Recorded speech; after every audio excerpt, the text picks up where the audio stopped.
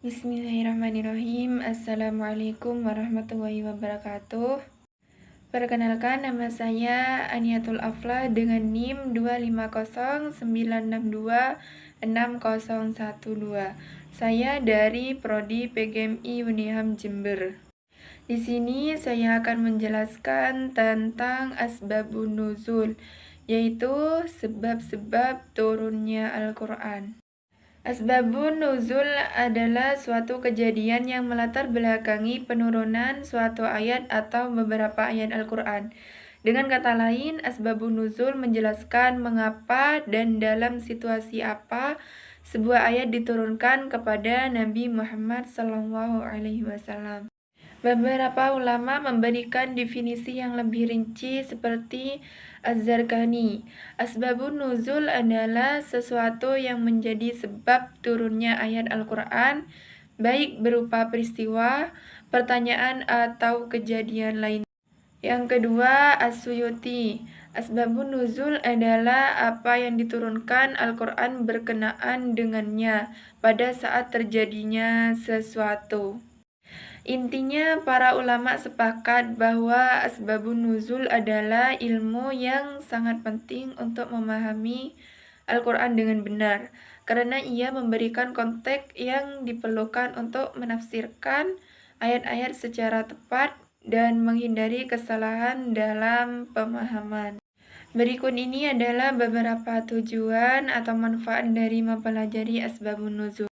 Yang pertama, memahami konteks historis asbabun nuzul membantu umat Islam memahami latar belakang sejarah saat ayat-ayat Al-Quran diturunkan.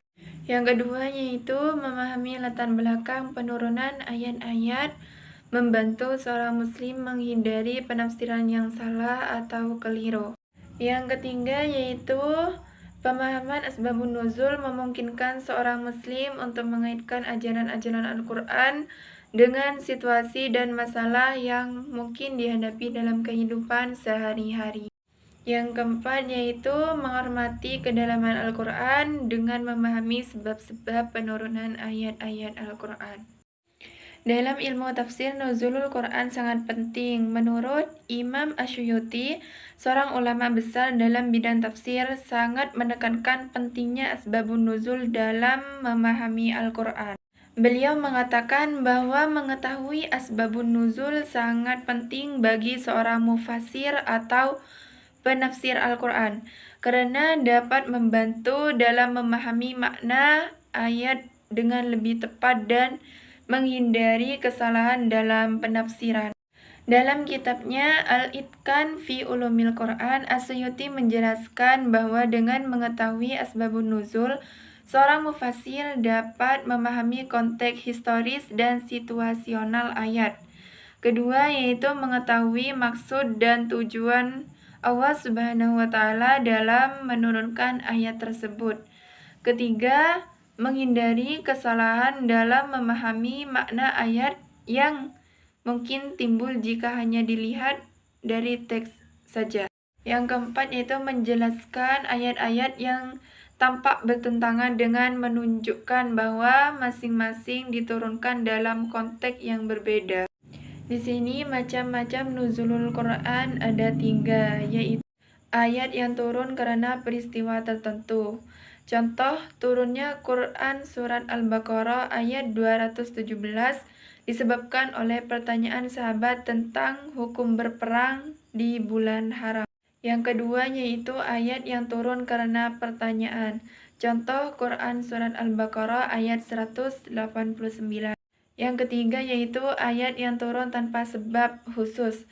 Ayat-ayat yang turun sebagai petunjuk umum tanpa didahului peristiwa atau pertanyaan, seperti ayat-ayat tentang iman, tauhid, dan akhlak.